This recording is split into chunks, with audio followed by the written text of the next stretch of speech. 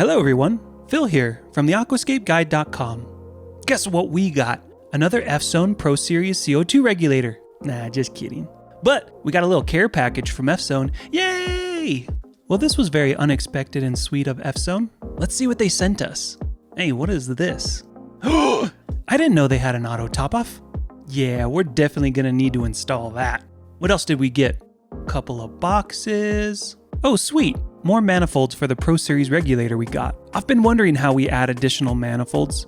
We're gonna need to pop one of these on the regulator, just for funsies. Let's see what's inside.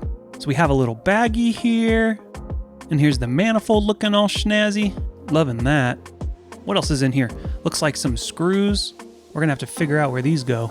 At a glance, looks like we just bolt these on. Now what is this little guy? A suction cup, yay! Just kidding. Looks like an Fzone ceramic diffuser. Oh, this is sweet. Look at this little guy, he's so cute. So here's what I'm thinking we do next. Let's go install an additional manifold on the Fzone Pro Series regulator. This will also give us a chance to try out the ceramic diffuser they sent us. But first, let's grab the rest of the stuff we need. I remember there being a little Allen wrench that came in the box with the regulator. Ah, here we are. And I assume that we will need these bolts to attach the new manifold to the one that's already on the regulator. And the nice thing is we have these little backup O-rings, just in case one of ours dries out in the future. That was nice of Fzone. The smaller one looks like it'll fit the manifolds. Okay, let's jump to the regulator side of things and see what's what. Shabam! Let's pop this kit out and get a closer look.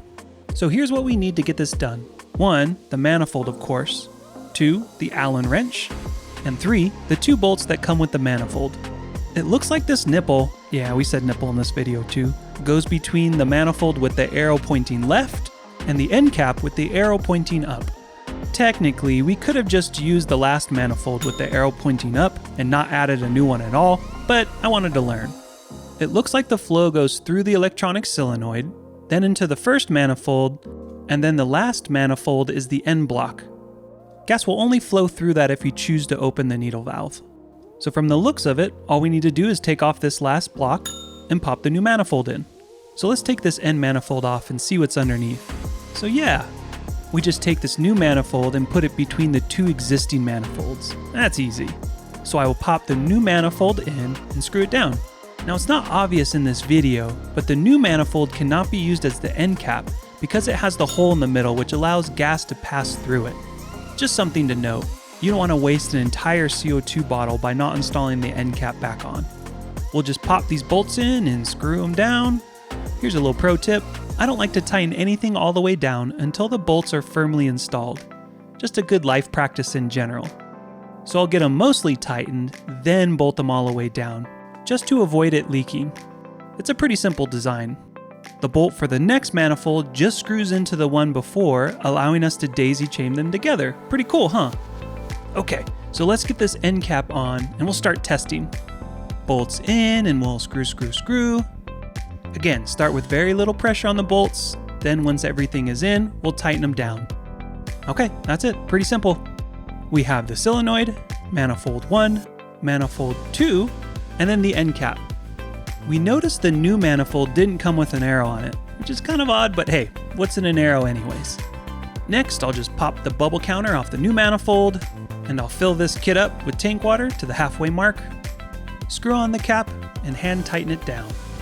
From there, I'll take the top cap of the bubble counter, move it onto the Fzone CO2 tubing, push the tubing onto the bubble counter's nipple, and hand tighten it down. Next, I'll install an additional check valve as an insurance policy. Again, I like to put an extra check valve closer to the method of diffusion to prevent a bunch of water getting sucked back up into the tubing when the system pressurizes down.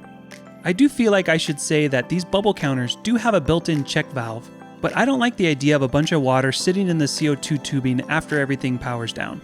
So same deal, pop the caps off the check valve, put those caps onto the end of the CO2 tubing, push the CO2 tubing onto the nipple of the check valve, and tighten each side down. Just make sure you have the flow headed in the proper direction.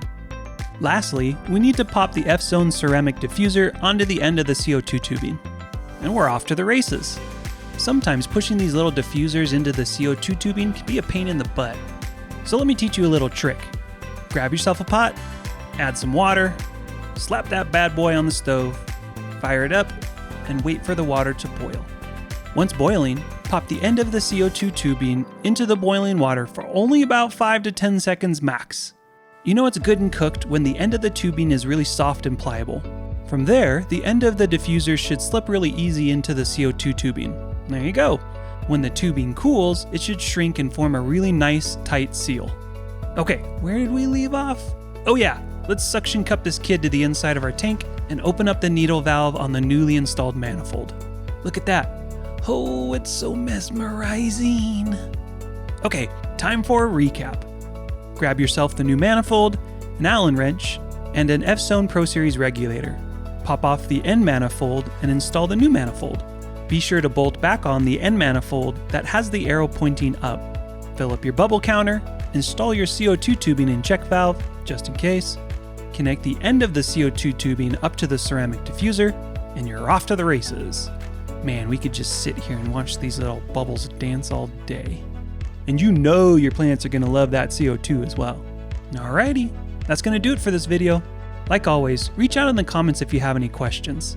Also, do us a favor and hit that like button if you enjoyed this video, and subscribe for more.